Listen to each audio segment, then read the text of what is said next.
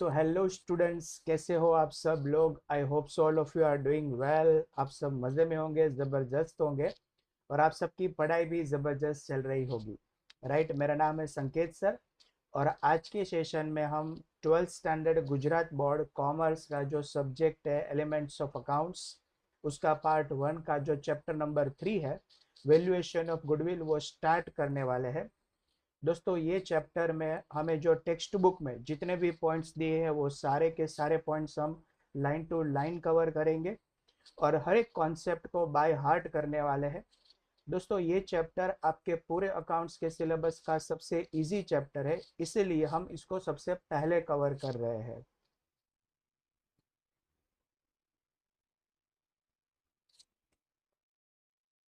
तो दोस्तों, chapter start करने से पहले हमें ये चैप्टर में से आपके बोर्ड के एग्जाम में टोटल कितने मार्क्स के क्वेश्चन आने वाले हैं और कौन से तरीके के क्वेश्चंस आने वाले हैं वो पता होना बहुत ही ज़रूरी है। बिकॉज उसी के मुताबिक हम ये चैप्टर की प्रिपरेशन है वो करेंगे और जो टाइप के क्वेश्चंस एग्जाम में आने वाले हो उस पर हमें अच्छे से फोकस करना है। तो इसके लिए हम सबसे पहले ये चैप्टर का बोर्ड की एग्जाम में वेटेज कितना है वो एक बार हम समझ लेते हैं। सो बोर्ड की एग्जाम में ये चैप्टर का वेटेज कितना रहेगा वो हम यहाँ पर देखेंगे। तो दोस्तों, ये चैप्टर में से आपकी बोर्ड की एग्जाम में सबसे पहले देखा जाए तो जो सेक्शन ए होता है कि जिसमें आपको एमसीक्यूज मल्टीपल चॉइस क्वेश्चन से वो पूछे जाते हैं, तो ये चैप्टर में से टोटल 2 क्वेश्चन है वो एमसीक्यू के आएंगे। आप लोगों को पता है कि एमसीक्यू का जो वेटेज है वो 1 मार्क का है, यानी कि ये चैप्टर में का जो सेक्शन ए के लिए वेटेज है वो टोटल वेटेज 2 मार्क्स का है। इसके बाद हम देखें तो सेक्शन बी में there would be a 1 question, वो भी 1 मार्क का रहेगा, तो इसका वेटेज हो जाएगा 1 मार्क। दोस्तों, सेक्शन बी में आपको जो क्वेश्चन पूछे जाते हैं उसका आंसर आपको सिर्फ 1 लाइन में देना होता है, आंसर इन 1 लाइन। तो ये दोनों जो सेक्शन है उसके लिए आपको थियरी अच्छे से प्रिपेयर कर लेनी है और उसके बाद डायरेक्टली सेक्शन डी में टोटल 2 क्वेश्चन आएंगे और एक का वेटेज होगा 4 मार्क, यानी कि सेक्शन डी के लिए ये चैप्टर का वेटेज है 8 मार्क के जिसमें आपको शॉर्ट क्वेश्चन आंसर पूछे जाएंगे कि खास करके जो गुडविल कैलकुलेट करने की अलग अलग मेथड है, तो उसमें आप यहाँ पर कौन सी मेथड से गुडविल है वो कैलकुलेट करेंगे, यानी कि आपको गुडविल है वो फाइंड आउट करनी है। तो इस तरीके से हम देखें तो ये चैप्टर का टोटल वेटेज है 11 मार्क्स। राइट, तो दोस्तों हम टोटल 11 मार्क्स के लिए ये चैप्टर अच्छे से प्रिपेयर करने वाले हैं। ओके, सो फाइनली चलिए शुरू करते हैं चैप्टर नंबर 3, जिसका नाम है वैल्यूएशन ऑफ गुडविल। यानी कि आप लोगों ने अभी तक 11th स्टैंडर्ड में सिर्फ गुडविल नाम सुना था और आपको ये पता था कि गुडविल है वो बिजनेस की इंटेंजिबल एसेट्स होती है, बट अभी तक आपको ये बिल्कुल भी नहीं पता था कि ये गुडविल का वैल्यूएशन कैसे होता है और गुडविल का वैल्यूएशन करना क्यों ज़रूरी है, या तो कौन से टाइम पे हमें गुडविल का वैल्यूएशन हमें करना चाहिए। तो दोस्तों, ये दोनों पॉइंट हम ये चैप्टर में सीखने वाले हैं। एक तो गुडविल का वैल्यूएशन करना क्यों ज़रूरी है, कौन से टाइम पर गुडविल का वैल्यूएशन होता है, और दूसरा गुडविल का वैल्यूएशन करने की अलग अलग कौन सी मेथड है, वो सारी मेथड से हम गुडविल फाइंड आउट करेंगे। तो चलिए चैप्टर को शुरू करते हैं। Let's start from the introduction part. In practical reconstruction of partnership firm as per the circumstances, assets and liabilities are revalued at the time of the reconstruction of the partnership। तो देखिए दोस्तों, यहाँ पर आपको आपके लिए जो रिकंस्ट्रक्शन है ना वो नया वर्ड होगा, है ना। तो रिकंस्ट्रक्शन का सिंपली मतलब होता है चेंजेस। राइट, अब आपका 12th स्टैंडर्ड का जो पूरा अकाउंट्स है वो पार्टनरशिप फर्म के रिलेटेड है। तो पार्टनरशिप फर्म में जब भी कोई भी तरीके के चेंजेस होते हैं यानी कि रिकंस्ट्रक्शन होता है, तो वो टाइम पर हमें सारी एसेट्स और सारी लायबिलिटीज का रिवैल्यूएशन करना पड़ता है, ऐसा हमें सबसे पहले दिया है। और issue of valuation of goodwill is taken place with the revaluation of assets and liabilities. तो जब भी हम एसेट्स एंड लायबिलिटीज का रिवेल्यूएशन करते हैं वो हर एक टाइम पर गुडविल का वैल्यूएशन करने का एक इश्यू भी क्रिएट होता है। क्यों? क्योंकि गुडविल भी अल्टीमेटली एक एसेट्स का ही पार्ट है। In this chapter we will study about the goodwill and its several aspect. तो ये चैप्टर में हम गुडविल और उसकी कुछ बाबतों के रिलेटेड हम डिस्कशन करेंगे। तो दोस्तों हमें इंट्रोडक्शन में सबसे पहले ये बताया गया है कि पार्टनरशिप फर्म में जब भी कोई भी तरीके का चेंजेस होता है तो यानी कि रिकंस्ट्रक्शन होता है तब हमें सारी एसेट्स और लायबिलिटीज का रिवैल्यूएशन करना होता है। और अगर हम सारी एसेट्स और लायबिलिटीज का रिवैल्यूएशन करते हैं तो गुडविल भी एक तरीके की एसेट्स है, इसीलिए हमें गुडविल का भी वैल्यूएशन है वो करना होगा। Let's move ahead. आगे दिया है firm has two types of assets, number one non current assets and number two current assets. दोस्तों ये आपको बहुत ही अच्छे से पता है, आपने 11th स्टैंडर्ड में लर्न किया है ना। जो एसेट्स बिजनेस में एक साल से कम टाइम के लिए होती है उसको हम बोलते हैं यस करंट एसेट्स, और अपोजिट जो एसेट बिजनेस में एक साल से ज्यादा टाइम के लिए होती है उसको हम बोलते हैं non current assets. Fine, let's move ahead. Intangible assets, then हमें दिया है fixed assets and long term investments are included in non current assets. तो यहाँ पर हमें नॉन करंट एसेट्स के कुछ टाइप्स दिए हैं, जिसमें एक है इंटेंजिबल एसेट्स, दूसरा है फिक्स्ड एसेट्स और तीसरा है long term investment. Goodwill, patent, trademark, copyright etcetera are included in the intangible assets. दोस्तों ये आपको अच्छे से पता है, जो एसेट्स को हम देख नहीं सकते, जो एसेट्स को हम टच नहीं कर सकते, जो एसेट्स का फिजिकल एग्जिस्टेंस नहीं होता है, ऐसी सारी एसेट्स को इंटेंजिबल एसेट्स बोला जाता है। गुडविल, कॉपीराइट, पेटेंट, ट्रेडमार्क ये सभी इसके एग्जाम्पल है। दोस्तों ये सभी के बारे में आपको डिटेल में जानना हो तो आपको 11th के वीडियो है वो देखने होंगे, राइट। अभी हम आगे बढ़ते हैं। This type of assets can not be seen but have the value in the market. देखिए दोस्तों अभी हमें यही बताया गया कि ये सारी एसेट्स को हम देख नहीं सकते बट ये सभी की मार्केट में वैल्यू होती है। Goodwill is also an intangible assets which can not be seen but it has its value. Goodwill भी एक ऐसी ही इंटेंजिबल एसेट है कि जिसको हम देख नहीं सकते बट उसकी भी मार्केट में वैल्यू तो है, राइट। चलिए अब आगे बढ़ते हैं। Over a period of time a well established business develops an advantage of good name, reputation and wide business connections which benefits the business। देखिए दोस्तों यहाँ पर हम ऐसा बताया है कि लंबे समय के बाद कोई भी बिजनेस ने जो उसका नाम कमाया, अपना नाम मार्केट में बनाया, अपनी रेपुटेशन जो उसने कमाई और अलग अलग लोगों से, अलग अलग बिजनेसेस से उसने जो कनेक्शंस बनाए, उसका एडवांटेज पूरा बिजनेस को मिलता है ना। ऐसा होता है ना, कोई बिजनेस अकेले तो वर्क नहीं करेगा।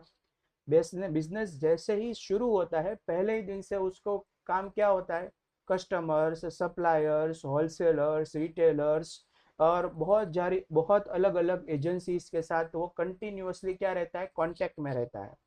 और कांटेक्ट में रहता है तो क्या होगा कि आगे जाके ये सबका उसको बेनिफिट मिलेगा, एडवांटेज मिलेगा। In accounting monetary value of such advantage is known as goodwill. अगर हम बस अकाउंट्स में अगर हम ये सारे एडवांटेज की मॉनेटरी वैल्यू कैलकुलेट करें तो उसी को ही हम बोलते हैं गुडविल। तो देखिए दोस्तों इंट्रोडक्शन पार्ट में ही हमें गुडविल का एक सिंपल मतलब बताया है कि लंबे समय के बाद बिजनेस ने जो रेपुटेशन कमाई है, बिजनेस ने जो नाम बनाया है, या तो अलग अलग तरीके के जो कॉन्टेक्ट्स बनाए हैं, उसका एडवांटेज बिजनेस को मिलता है। और ये एडवांटेज की हम अगर मॉनेटरी वैल्यू फाइंड करें तो वो अल्टीमेटली गुडविल हो जाती है। फाइन। तो दोस्तों इसी के साथ हमने इंट्रोडक्शन यहाँ पर कंप्लीट किया। चलिए अब आगे बढ़ते हैं।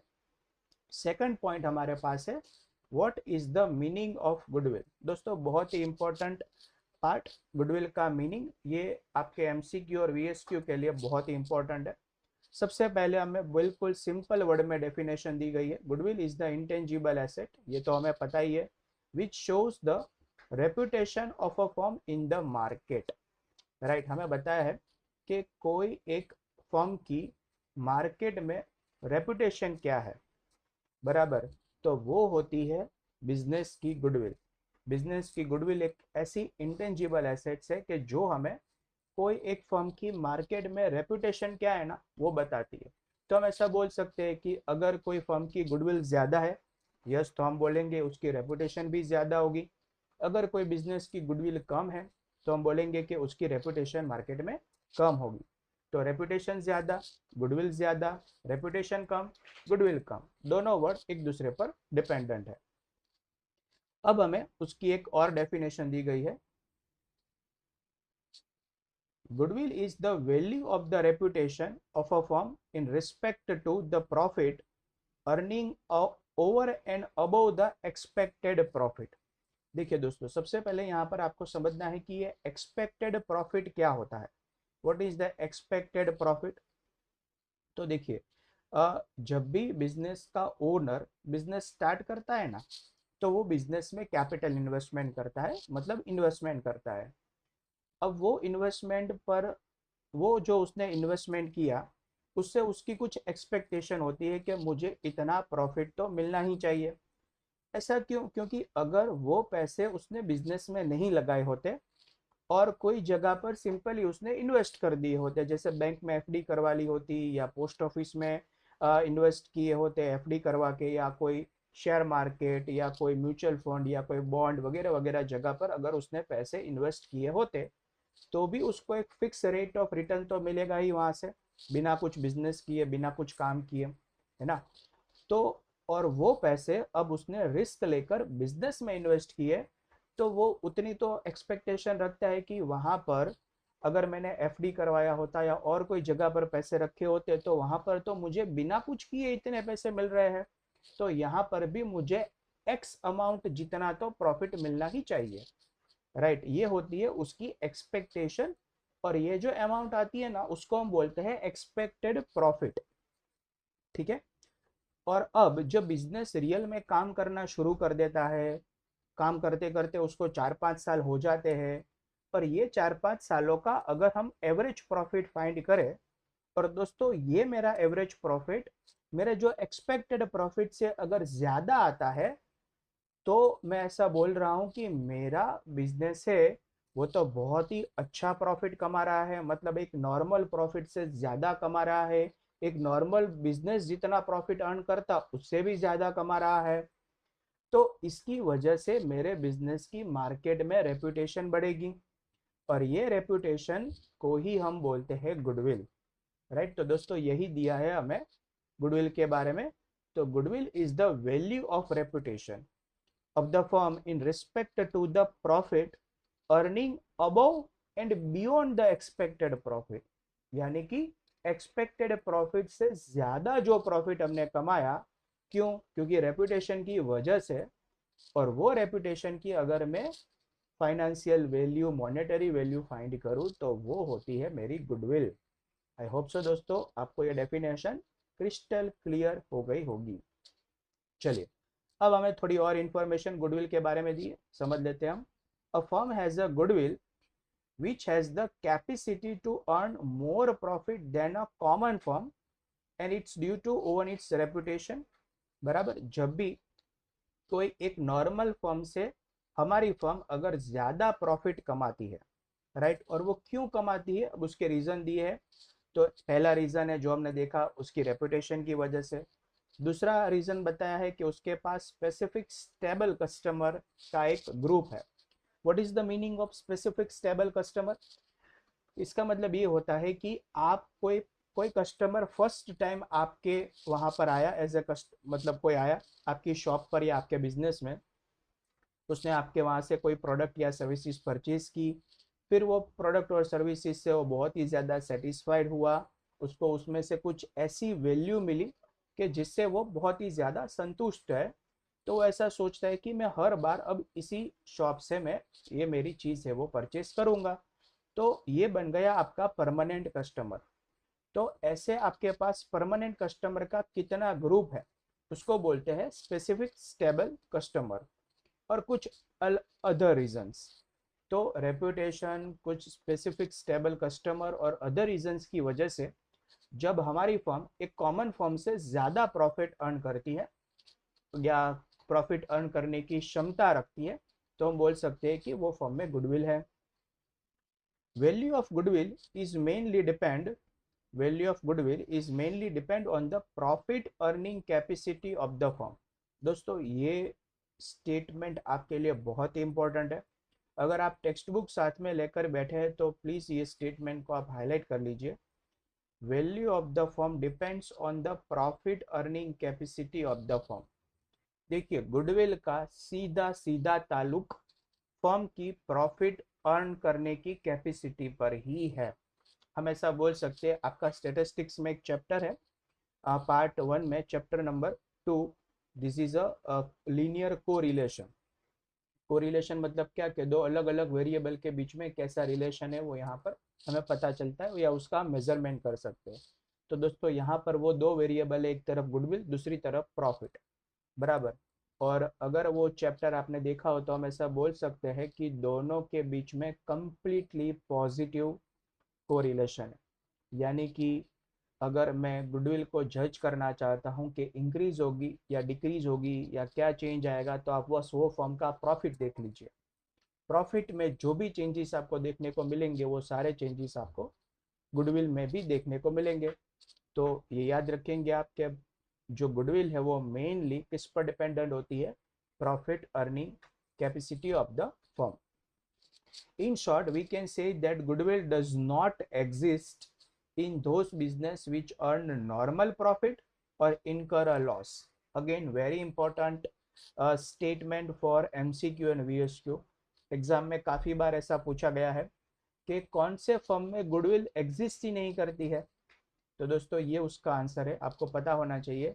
जो फर्म एक नॉर्मल प्रॉफिट अर्न करती है, बहुत सामान्य प्रॉफिट जिसका आता है, या तो फिर जो फर्म कंटिन्यूअसली लॉस कर रही है, उसमें गुडविल एग्जिस्ट करती ही नहीं है, वो फर्म में गुडविल होती ही नहीं है।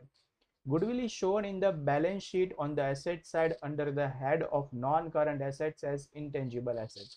तो दोस्तों ये तो आपको ये पता ही है, सिर्फ एक रिमाइंडर है। गुडविल हम बैलेंस शीट में asset side non current assets का जो टाइटल होता है उसमें हम शो करते हैं इंटेंजिबल एसेट में। फाइन।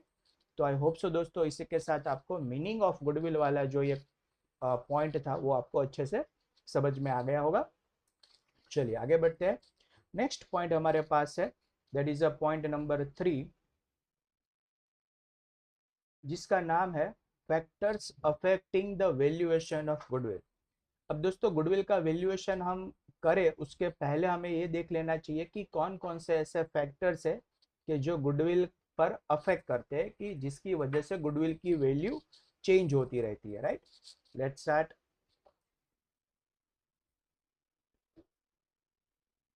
तो सबसे पहला फैक्टर जो हमें क्वेश्चन में दिया है, उसके पहले हमें कुछ पॉइंट्स दिए वो देख लेते हैं। The valuation of goodwill depends on the earning ability of a firm. ये हमें पता है कि गुडविल है वो प्रॉफिट अर्निंग कैपेबिलिटी पर डिपेंडेंट है। अच्छा, इसके अलावा business location, business period, types of business, competitiveness of a business etcetera are the factors that affect the business profit. दोस्तों ये जो सारे नाम आपको दिए वो सारे हम नीचे डिटेल में देखने वाले हैं। Therefore, the same reasons also affect the valuation of goodwill। तो ये सारे रीजन भी गुडविल को अफेक्ट करते हैं। चलिए अब वन बाय वन सारे फैक्टर हम देख लेते हैं। दोस्तों ये सारे फैक्टर के हेड पॉइंट्स आपको अच्छे से याद रखने हैं। Let's start from the number 1। सबसे पहला है नेचर ऑफ बिजनेस। दोस्तों बिजनेस का नेचर कैसा है, let's go through the detail. Goodwill exist when a firm earn more profit than expected profit, it earns profit due to। तो हमें पता है कि गुडविल उसी फर्म में एग्जिस्ट करती है कि जो एक नॉर्मल प्रॉफिट से ज्यादा प्रॉफिट अर्न करती है, वो तो ठीक है, बट ऐसा क्यों? तो due to high value added product, यानी कि आप जो चीज का बिजनेस करते हो वो चीज से आपके कस्टमर को बहुत ज्यादा वैल्यू मिल रही है ना। मतलब हम कभी कभार बोलते हैं ना कि कोई चीज पर, कोई रेस्टोरेंट में हम खाना खाने जाए तो हम बोलते हैं ना कि हाँ तो खाना खाने का मजा आ गया, क्या खाने का टेस्ट था, क्या सर्विस थी, और क्या इंफ्रास्ट्रक्चर था, जबरदस्त, हम तो भाई इसके फैन हो गए, है ना। तो दोस्तों ये जो सारे वर्ड्स है ना, वो आपको बताता है कि आपने वहां पर जाके जो सर्विसेज ली उससे आपको कितनी ज्यादा वैल्यू मिली। तो ऐसे ही जब भी आप बैंक में जाते हो, कोई ज्वेलरी शॉप में ज्वेलरी परचेज करने के लिए जाते हो और वहां से आपको 100% सेटिस्फेक्शन मिलता है, मतलब उसकी क्वालिटी से लेकर प्राइस से लेकर after sale service, every time you get a very good benefit from that product और services. You can say that कि आपकी जो प्रोडक्ट है ना, वो कस्टमर के लिए वैल्यू ऐड कर रही है, right? It has more profit margin due to stable sales. It earns more profit due to some other reasons. तो इसकी वजह से आप अपना जो प्रॉफिट मार्जिन है वो थोड़ा सा ज्यादा रखोगे। जो नॉर्मल प्रॉफिट मार्जिन होगा उससे आप ज्यादा रखोगे। क्यों? क्योंकि आपकी प्रोडक्ट और सर्विसेज में से कस्टमर को दूसरे से ज्यादा वैल्यू मिल रही है ना। दोस्तों ऐसा होता ही, आपने कभी कभार कुछ, मैं इसके एग्जांपल दूं तो देखिए, कुछ ऑटोमोबाइल्स की कंपनी के हम एग्जांपल लेना, तो हर एक ऑटोमोबाइल्स की कंपनी के कुछ ना कुछ यूनिक फीचर्स होते हैं। जैसे कि आप मारुति सुजुकी की जो कार है वो परचेस करेंगे तो ऑलवेज वो फ्यूल एफिशिएंट होगी, है ना, एवरेज अच्छी देती है। फिर दूसरे भी अलग अलग एग्जाम्पल है, किसी का जो बाहर का मटेरियल है वो बहुत ही अच्छा आता है। जैसे कि टाटा की जो सारी कार आती है वो सेफ्टी फीचर ऑफ पॉइंट से बहुत ही अच्छी होती है। तो ऐसे बहुत सारे अलग अलग प्रोडक्ट और सर्विसेज के एग्जाम्पल है। बट आपकी प्रोडक्ट और सर्विसेज में कुछ ऐसे यूनिक फीचर्स है कि जिससे कस्टमर को ज्यादा वैल्यू मिले और जिसकी वजह से आप प्रॉफिट मार्जिन ज्यादा ले सको। तो जिसकी वजह से आपका प्रॉफिट ज्यादा आएगा, और प्रॉफिट ज्यादा आएगा तो दोस्तों आपको पता ही है कि गुडविल तो ज्यादा आने ही वाली है ना। तो चलिए, फर्स्ट पॉइंट हमने समझा कि आप जो चीज का बिजनेस करते हो उसका नेचर कैसा है, nature of a business. Now let's move to number 2 point, location of business, यानी कि आपका बिजनेस कहाँ पर लोकेट कर रहा है, उसका प्लेस कौन सा है। अब आपके दिमाग में क्वेश्चन आएगा कि सर क्या लोकेशन भी मैटर करता है? तो हाँ दोस्तों, ये बिल्कुल सही बात है। बिजनेस ऐसे ही कोई रैंडम जगह पर आपको नहीं ओपन कर देना है। बिजनेस ओपन करने के टाइम पर आपको उसका प्लेस बहुत ही जरूरी है डिसाइड करना, है ना। क्यों? चलिए वो देखते हैं। Profit earning capacity of the business depends upon the business location. If the business is centrally located or it's at a place having the heavy customer traffic, then more profit earning can be seen in the business. Simple सी बात है कि आप कोई ऐसी central जगह पर business अपना ओपन कर रहे हो कि जहां पर कस्टमर्स का बहुत ज्यादा ट्रैफिक रहता है, वहां पर कस्टमर शॉपिंग करने के लिए आते हैं, तो आप इजीली वहां पर अपना प्रॉफिट है वो अर्न कर पाएंगे, है ना।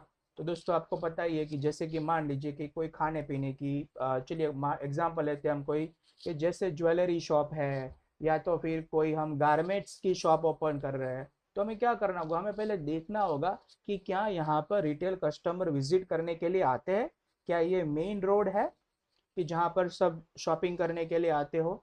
तो ऐसी जगह पर हमें अपनी शॉप रखनी होगी, तो क्या होगा कि कस्टमर जो फ्रिक्वेंटली विजिट कर रहे हैं उसका सीधा फायदा आपको मिलेगा। अब ज्वेलरी की शॉप या गारमेंट्स की शॉप ऐसे सिटी से बाहर जाके आप ओपन करेंगे, आउटस्कर्ट एरिया में, हाईवेज पर, तो डेफिनेटली वहां पर कोई कस्टमर नहीं है, मतलब जो यूजुअली जनरली विजिट पर आते हैं ऐसे कोई कस्टमर का फायदा आपको नहीं मिलेगा। नॉर्मली आप कॉल करके बुलाओ और आ जाए तो बात अलग है ना। तो इससे तो कोई आपका अबोव प्रॉफिट तो नहीं आएगा, मोर देन एक्सपेक्टेड प्रॉफिट तो नहीं आएगा, ऐसे तो नॉर्मल प्रॉफिट ही आएगा। आपको लोकेशन ऐसी जगह पर रखना होगा कि जहां पर कस्टमर सिर्फ विजिट करने के लिए भी निकला हो ना, तो भी, और वो उसने सोचा भी ना हो ना कि वो आपकी शॉप पर आकर ये चीज खरीदेगा, तो भी वो आए, मतलब ऐसे निकल रहा हो सिर्फ शॉपिंग करने के लिए, तो भी वो आपकी विजिट करे और उसका फायदा आपको मिल जाए, है ना। तो दोस्तों, location is very important, do remember, इसका सीधा इफेक्ट प्रॉफिट पर आता है। The value of goodwill is high at such centrally located business, thus the business location also affects the value of goodwill. Fine, चलिए आगे बढ़ते हैं। नंबर 3 पॉइंट है हमारे पास जिसका नाम है पीरियड ऑफ बिजनेस, यानी कि बिजनेस का time duration. Okay, let's see इसमें क्या दिखा है, फिर मैं आपको एक्सप्लेन करता हूं। Generally older the firm higher the reputation in the market. देखिए पहली लाइन में बता दिया कि आपकी फर्म जितनी पुरानी होगी मार्केट में उसकी वैल्यू उतनी ही ज्यादा होगी, because majority of the customers are familiar and they have very close and long term relation with that particular business unit. ऐसा क्यों होता है? क्योंकि बहुत सारे कस्टमर्स के जो आपके बिजनेस के साथ फेमिलियर है ना, जो आपके बिजनेस के साथ बहुत ही क्लोज है, जिसके आपके बिजनेस के साथ लॉन्ग टर्म रिलेशन है, तो उसी का फायदा आपको मिलेगा। और वो कब मिलता है? कि जब आपका बिजनेस पूरा ना हो तब। अब मान लीजिए कि कोई बिजनेस अभी 1 मंथ पहले ही ओपन हुआ है, तो उसके पास कितने कस्टमर का बेस होगा? 1 मंथ में ज्यादा से ज्यादा उसके पास 30-35 कस्टमर आए होंगे। और उसी जगह हम कोई ऐसा बिजनेस लेके जो 10 साल से ओपन है, तो वहां पर तो कितने ज्यादा कस्टमर्स ने विजिट किया होगा, तो वो लोग, वो कस्टमर्स का पूरा एक बेस होगा, वो दूसरे को बोलेंगे तो और उसके कस्टमर बढ़ेंगे। तो जितना ज्यादा पुराना बिजनेस, उतनी मार्केट में आपकी रेपुटेशन है वो ज्यादा होती है। The value of such business is bound to be high. Thus, the period of business also has an impact on the valuation of goodwill. तो दोस्तों आप सीधा याद रखोगे, जितनी आपकी फर्म ओल्डर उतनी रेपुटेशन ज्यादा, सेल्स ज्यादा, प्रॉफिट ज्यादा, और प्रॉफिट ज्यादा तो गुडविल भी ज्यादा। डन। चलिए आगे बढ़ते हैं। नेक्स्ट पॉइंट हम देखते हैं जिसका नाम है नंबर 4, और the name of a point is a market situation.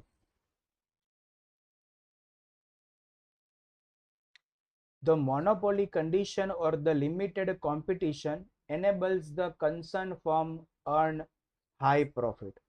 अब देखिए दोस्तों, मार्केट का सीधा सीधा नियम है कि आप जो चीज का बिजनेस कर रहे हो, आप जो सर्विसेज का बिजनेस कर रहे हो, अगर उसमें आपके जैसे ही प्रोडक्ट और सर्विसेज वाले बहुत सारे सेलर्स है, तो क्या होगा? मार्केट में बहुत ज्यादा कंपटीशन होगी।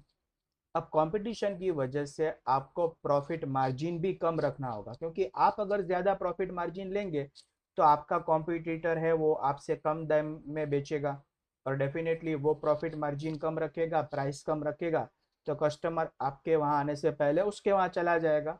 तो ऐसा ही होता है कि जब मार्केट में सेलर्स बहुत ज्यादा हो ना, है ना, और बायर्स का ग्रुप फिक्स हो, फ्यू बायर्स हो, तो वो परफेक्ट कंपटीशन होती है और उसमें प्रॉफिट मार्जिन बहुत ही कम रखना होता है, तो प्रॉफिट भी कम आता है। बट दोस्तों आप ऐसा सोचिए कि आप जो प्रोडक्ट और सर्विसेज का बिजनेस कर रहे हो उसमें आपकी मोनोपोली है, या तो फिर हम ऐसा बोले कि उसमें बहुत ही कम सेलर्स, आपके जैसे ही प्रोडक्ट बेचते हो ना, ऐसे बहुत ही कम सेलर्स मार्केट में है, यानी कि कंपटीशन बहुत ही कम है। तो होगा क्या कि आप, अब वो प्रोडक्ट अगर कस्टमर को चाहिए तो डेफिनेटली उसको मोनोपोली है तो आपके पास ही आना पड़ेगा, क्योंकि किसी और के पास तो वो प्रोडक्ट मिलेगी ही नहीं। और अगर लिमिटेड कंपटीशन है तो आपके जैसे मार्केट में गिने चुने सिर्फ सेलर होंगे। तो होगा क्या दोस्तों कि ये केस में आप ज्यादा प्रॉफिट मार्जिन रख सकते हो, क्योंकि कस्टमर के पास और कोई ऑप्शन ही नहीं है, उसको अगर प्रोडक्ट चाहिए तो आपके पास ही आना होगा। अब प्रॉफिट मार्जिन ज्यादा रखोगे तो सिंपल सी बात है, आपके बिजनेस का प्रॉफिट ज्यादा आएगा, और जिसकी वजह से आपकी गुडविल भी बढ़ेगी। Therefore the value of goodwill is high in such businesses. कैसे बिजनेसेस? कि जिसमें मोनोपोली हो और लिमिटेड कंपटीशन हो। Thus, the value of goodwill also depend on the situation of the business in the market. Done? चलिए आगे बढ़ते हैं। नेक्स्ट पॉइंट हमारे पास है efficiency of the managers. Let's read this point. इसमें लिखा है the efficient management of a business increases the productivity and decreases the cost of the firm. अब दोस्तों एफिशिएंट मैनेजमेंट किसको बोलते हैं? देखिए एफिशिएंट मैनेजमेंट यानी कि ऐसा मैनेजमेंट जो सबसे कम रिसोर्सिस, या तो जो भी रिसोर्सिस उसके पास अवेलेबल है उसका मैक्सिमम यूज करके वो क्या करते हैं, आपके जो प्रोडक्ट की कॉस्ट है ना वो बहुत ही कम कर देते हैं। क्या करते हैं? तो जो भी लिमिटेड रिसोर्सिस अवेलेबल है, कि जैसे कि वर्कर्स, लेबर्स या मशीन्स, या तो फिर उसको जो फ्यूल चाहिए, वाटर चाहिए, इलेक्ट्रिसिटी चाहिए, वो सभी रिसोर्सिस का वो बहुत लिमिटेड लिमिटेड रिसोर्सिस का एफिशिएंट यूज करते हैं, मैक्सिमम यूज करते हैं, राइट। और क्या करते हैं कि उससे मैक्सिमम क्वांटिटी बनाते हैं कि जिससे प्रोडक्ट की कॉस्ट है वो कम हो जाती है। अब देखिए प्राइस तो मार्केट पर डिपेंडेंट है कि दूसरे लोग जो प्राइस पर बेचेंगे वही प्राइस पर मार्केट में हमें सर्वाइव करना है तो वही प्राइस पर हमें बेचना होगा। बहुत ज़्यादा प्राइस हम रखेंगे तो लोग हमारी चीज़ें परचेज नहीं करेंगे। तो प्राइस अब हमारी एक स्टेबल है, बट हमने कॉस्ट जितनी कम कर दी बनाने का। कॉस्ट क्या होता है दोस्तों? तो एक प्रोडक्ट बनाने का टोटल एक्सपेंस, राइट, तो वो होती है मेरे लिए कॉस्ट। तो जो टोटल कॉस्ट है उसको मैं जितनी कम करूंगा उतना मेरा प्रॉफिट मार्जिन में बढ़ा सकता हूँ। क्योंकि प्रॉफिट अल्टीमेटली क्या होता है? The difference between the selling price and the cost price. ये दोनों का जो गैप होता है वो होता है हमारा प्रॉफिट। तो प्राइस, सेलिंग प्राइस स्टेबल है, अब मुझे कॉस्ट कम करनी है। तो एफिशिएंट मैनेजमेंट क्या काम करता है? कॉस्ट कम कर देता है, जिसकी वजह से मैक्सिमम प्रोडक्शन करता है, जिसकी वजह से बिजनेस का प्रॉफिट मार्जिन बढ़ेगा, और प्रॉफिट मार्जिन बढ़ेगा तो बिजनेस की गुडविल भी बढ़ेगी। तो दोस्तों ये था हमारा पॉइंट नंबर 5। चलिए आगे बढ़ते हैं। नेक्स्ट पॉइंट है अदर स्पेशल बेनिफिट। कुछ और भी स्पेशल बेनिफिट्स है, इसको हम देख लेते हैं वो कौन कौन से। तो दोस्तों हमें यहाँ पर दिया है कि जो कुछ स्पेशल रीजन के जो बिजनेस की प्रॉफिटेबिलिटी इंक्रीज करते हैं। नंबर 1 पर है कि हमारे पास कोई स्पेसिफिक चीज का लाइसेंस है, कुछ बनाने का लाइसेंस या कुछ चीजें बेचने का लाइसेंस हमारे पास है, या कोई ऐसा केमिकल के रॉ मटेरियल के जो जनरली मार्केट में बैन है, बट गवर्नमेंट से हमने स्पेशल उसकी परमिशन लेकर उसका लाइसेंस लिया है कि हम उसको यूज कर पाए, है ना। तो ऐसा कोई लाइसेंस हमारे पास हो, या तो फिर हमारे पास ऐसी कोई चीज का पेटेंट हो। पेटेंट यूजुअली दोस्तों कोई चीज की डिजाइन के लिए होता है। जैसे कोई बड़ी सी एसेट बनती है ना, कोई ऐसे जैसे बड़ा सा कोई ऑटोमोबाइल में कोई बड़ा 4 व्हीलर बनता है जैसे, या कोई बड़ा मशीन बनता है, कोई टेक्नोलॉजिकल आइटम बनती है, तो उसके पहले उसकी डिजाइन फिक्स की जाती है। और वो डिजाइन जो बनाई गई उसके राइट्स आप अपने नाम करवा लेते हो, उसको बोलते हैं पेटेंट। या तो कोई ट्रेडमार्क है। तो ये सारी चीज़ों का बिजनेस को बहुत ज़्यादा बेनिफिट मिलता है, क्योंकि ये सारी चीज़ें है ना आपको एक स्पेशल राइट्स देती है कि ये आप ही यूज़ कर सकते हो, और कोई किसी के पास उसके राइट होते नहीं है। तो ये सारी चीज़ें आपको हेल्प करती है to earn a more profit. तो प्रॉफिट बढ़ेगा तो डेफिनेटली दोस्तों बिजनेस की गुडविल भी बढ़ेगी, राइट। तो दोस्तों ये सारे, अच्छा इसके अलावा भी हमें कुछ और फैक्टर्स दिए जैसे कि आफ्टर सेल सर्विस। यस दोस्तों, बहुत सारी आजकल प्रोडक्ट ऐसी हो गई कि जिसमें आफ्टर सेल सर्विस का इंपॉर्टेंस बहुत ज़्यादा है। और ख़ास आप लोगों ने जो 2 व्हीलर और 4 व्हीलर होते हैं उसमें मार्क भी किया होगा कि एक बार आप ये परचेज कर लो उसके बाद आपको मेंटेनेंस, उस पर जैसे कुछ एसेसरीज है तो डिस्काउंट मिलता है, मेंटेनेंस आपको कुछ टाइम पर फ्री में या सर्विसेज फ्री में मिलती है। तो ये सब होता है आफ्टर सेल्स सर्विस। फर्म ने कुछ पास्ट अचीवमेंट्स लिए हो कि जिसकी वजह से वो फर्म बहुत ही ज़्यादा पॉपुलर हो गई हो। गुड लेबर रिलेशंस, लेबर्स के साथ अगर आपके बिजनेस में लेबर का रोल इम्पोर्टेंट है तो you need to maintain a good relation with the labours. तो ये सारी चीज़ों की वजह से भी बिजनेस की गुडविल है वो अफेक्ट करती है, राइट। तो दोस्तों इसी के साथ हमारा जो ये पॉइंट नंबर 3 था, the factors affecting valuation of goodwill, हमने कंप्लीट किया। आई होप सो आप सबको अच्छे से समझ में आ गया होगा। डू रिमेंबर नंबर 1 पर था nature of a business, location of a business, time duration of a business. Number 4 efficiency of the business. Number 5 पर है हमारे पास मार्केट सिचुएशन क्या है, और अदर कुछ स्पेशल फैक्टर्स। चलिए अब हम आगे बढ़ते हैं। नेक्स्ट पॉइंट दोस्तों हमारा है number 4, the necessity of the goodwill valuation. दोस्तों आप सबके दिमाग में क्वेश्चन आना चाहिए कि सर यहाँ पर हमने ये जो गुडविल है उसका हमने मीनिंग देख लिया, बट गुडविल का जो वैल्यूएशन है वो तो चलो अलग अलग मेथड से हम देखने ही वाले हैं। बट गुडविल का वैल्यूएशन करने की आखिर ज़रूरत क्या है, या तो कौन सी ऐसी सिचुएशन है कि जिसमें हमें गुडविल का वैल्यूएशन है वो करना होगा, राइट। तो चलिए वो हम देखने वाले हैं। तो सबसे पहले हमें दिया है कि normally the need for the valuation of goodwill arises at the time of sale of a business. दोस्तों यूजुअली देखा जाए ना तो आपके बिजनेस में और कोई सिचुएशन पर नहीं, बट आप जब अपना बिजनेस क्या करने वाले हो, सेल करने वाले हो ना, तब तो आपको गुडविल का वैल्यूएशन करना ही होगा। और in the context of company, अब मान लीजिए कि आपका जो बिजनेस है वो कंपनी फॉर्म में है, तो you need to do the valuation of goodwill arises at the time of amalgamation and absorption. दोस्तों ये दो वर्ड आप याद रखेंगे। कंपनी में खास करके अमालगमेशन के टाइम पर, अमालगमेशन क्या होता है, दो अलग अलग कंपनी एक दूसरे के साथ मर्ज हो जाती है। और एब्जॉर्प्शन क्या होता है तो एक कंपनी जब दो अलग अलग पार्ट में डिवाइड हो जाती है, एक ही चीज के दो टुकड़े हो जाते हैं, तो उसको हम बोलते हैं एब्जॉर्प्शन। तो ये दो टाइम पर खास करके हमें कंपनी में गुडविल का वैल्यूएशन करने की जरूरत पड़ती है। बट अगर आपका जो बिजनेस है वो कोई एक पार्टनरशिप फॉर्म है, तो हमें ये टोटल 6 अलग अलग सिचुएशन है कि जिसमें हमें गुडविल का वैल्यूएशन करना होगा। और क्योंकि हम ये पार्टनरशिप फर्म के बारे में ही स्टडी कर रहे हैं, तो हमें ये 6 सिचुएशन पता होनी चाहिए। राइट दोस्तों, बहुत ईजी है। Let's start from the number 1। सबसे पहला है change in the profit and loss sharing ratio among existing partners. दोस्तों ये क्या है, मैं आपको चलो एक एग्जांपल से बताता हूँ। मान लीजिए कि कोई एक पार्टनरशिप फर्म में 3 पार्टनर है, ए बी एंड सी, और वो अभी तक अपना प्रॉफिट एंड लॉस 1:1:1 के रेशियो में क्या कर रहे थे, डिस्ट्रीब्यूट कर रहे थे। बट अभी वही लोगों ने डिसाइड किया कुछ रीजंस की वजह से कि अब हम अपना प्रॉफिट है ना वो 3:2:1 के रेशियो में डिवाइड करना चाहते हैं। तो वो लोगों ने क्या किया, सिर्फ अपना profit and loss ratio change किया है। तो ये टाइम पर आपको सबसे पहले गुडविल का वैल्यूएशन करना होगा। ठीक है, ये फर्स्ट सिचुएशन है। अब दूसरी सिचुएशन है कि admission of a new partner. दोस्तों आपकी पार्टनरशिप फर्म में कोई नया पार्टनर ही आप एडमिट कर रहे हो। अब क्यों एडमिट कर रहे हो वो हम वो चैप्टर में स्पेसिफिक देखेंगे, पूरा एक चैप्टर है।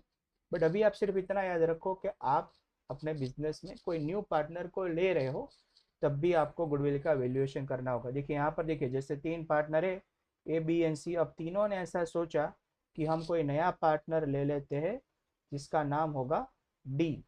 तो ये न्यू पार्टनर की वजह से अब टोटल कितने पार्टनर हो गए, A B C D 4 partner हो गए। तो ये टाइम पर भी गुडविल का वैल्यूएशन करना होगा।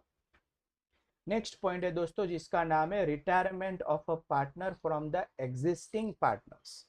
तो दोस्तों देखिए यहाँ पर ए बी सी 3 पार्टनर थे, और अब इसमें से पार्टनर सी की एज बहुत ज्यादा हो गई है, या तो वो अपने पर्सनल रीजन की वजह से क्या कर रहा है, वो फर्म में से रिटायरमेंट लेना चाहता है। रिटायरमेंट, तब होगा क्या, फर्म में सिर्फ 2 ही पार्टनर बचेंगे, ए एंड बी, है ना। तो ये केस में भी हमें सबसे पहले गुडविल का वैल्यूएशन है वो करना होगा। एंड फोर्थ पॉइंट है death of a partner from the existing partners. दोस्तों कोई रीजन की वजह से कोई एक पार्टनर की या may be more than one partner की डेथ हो जाती है। अब ये टोटली अनएक्सपेक्टेड चीज है, हमारे हाथ में नहीं है। राइट, तो कोई भी पार्टनर या पार्टनर की डेथ हो गई, तो वो केस में भी दोस्तों हमें जो गुडविल है उसका वैल्यूएशन करना होगा। नंबर 5 है conversion of a partnership firm into company. अब आप ऐसा सोच रहे हो कि अब आप अपनी पार्टनरशिप फर्म को कंपनी फॉर्म में कन्वर्ट करना चाहते हो, शेयर्स डिबेंचर्स ये सारी चीज़ें होती है। तो वो केस में भी हमें सबसे पहले गुडविल का वैल्यूएशन करना होगा। और लास्ट पॉइंट है amalgamation of a partnership firm, यानी कि फिर से दोस्तों 2 अलग अलग पार्टनरशिप फर्म को आप ज्वाइंट करना चाहते हो। राइट, वो दोनों एक दूसरे के साथ साथ में बिजनेस करना चाहती है। तो ये केस में भी आपको सबसे पहले गुडविल का वैल्यूएशन करना होगा। तो दोस्तों 6 ऐसे पॉइंट हमने डिस्कस किए कि जिसमें गुडविल का वैल्यूएशन करना ज़रूरी है। चलो फिर से सब हम याद कर लेते हैं। सबसे पहला था change in the profit and loss sharing ratio among existing partner. Number 2 पे था eight the time of admission of a new partner. Number 3 eight the time of retirement of any of the existing partner. Number 4 पर था death of any of the existing partner. Number 5 था partnership firm को company में convert करने के time पर। और number 6 था जब 2 अलग अलग पार्टनरशिप फर्म क्या हो जाती है, एक दूसरे के साथ ज्वाइंट हो जाती है, यानी कि अमालगमेशन होता है वो टाइम पर भी हमें पार्टनरशिप फर्म के लिए गुडविल का वैल्यूएशन करना होगा। तो दोस्तों ये रहा हमारा आज का सेशन, और जिसमें हमने टोटल 4 पॉइंट डिस्कस किए। राइट, सबसे पहले हमने गुडविल का वैल्यूएशन करने के लिए जो इंट्रोडक्टरी पार्ट था कि जिसमें हमें एसेट्स के बारे में कुछ इंफॉर्मेशन दी थी वो देखा। उसके बाद हमने गुडविल का मीनिंग देखा सिंपल लैंग्वेज में। दोस्तों ये आपको याद रखना है अच्छे से। नंबर 3 पर हमने देखा कि कौन कौन से ऐसे फैक्टर्स है कि जो गुडविल की वैल्यू को अफेक्ट करते हैं। तो ऐसे टोटल 6 फैक्टर्स हमने डिस्कस किए। और पॉइंट नंबर 4 था कि जिसमें हमने देखा कि गुडविल का वैल्यूएशन करना क्यों जरूरी है। राइट, तो आई होप सो गाइस कि आपको ये सारे पॉइंट्स अच्छे से समझ में आ गए होंगे। ये सेशन हम यहाँ पर इसलिए कंप्लीट कर रहे हैं कि ये सेशन में इतनी ही थियरी है। राइट, और खास करके टोटल 3 मार्क्स के जो एमसीक्यू और वीएसक्यूज के क्वेश्चन आने वाले हैं उसके लिए आप इतनी थियरी प्रिपेयर कर लोगे तो भी इनफ है। बाकी का जो पार्ट है वो प्रैक्टिकल पार्ट है, तो वो हम अगले सेशन में बहुत ही अच्छे से कॉन्सेप्ट के साथ कवर करने वाले हैं। राइट दोस्तों, तो आज के लिए मैं आपको कहना चाहूँगा bye bye. I hope so आप लोगों को सारे पॉइंट और कॉन्सेप्ट अच्छे से समझ में आ गए होंगे।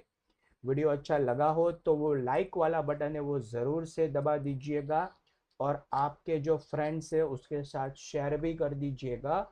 दोस्तों इसके बाद वाला जो सेशन है वो इससे भी ज़्यादा इम्पोर्टेंट है, क्योंकि उसमें हम 4 मार्क के सारे जो क्वेश्चन आंसर है वो भी सॉल्व करेंगे, और गुडविल के वैल्यूएशन की जो मेथड है वो भी सारी देखने वाले हैं। राइट, तो उसकी आपको अपडेट चाहिए तो आपको क्या करना होगा, चैनल को सब्सक्राइब कर लेना है और नोटिफिकेशन के लिए बेल आइकॉन को अच्छे से प्रेस कर देना है। Done. So this is all from my side. Thank you guys. Have a nice day.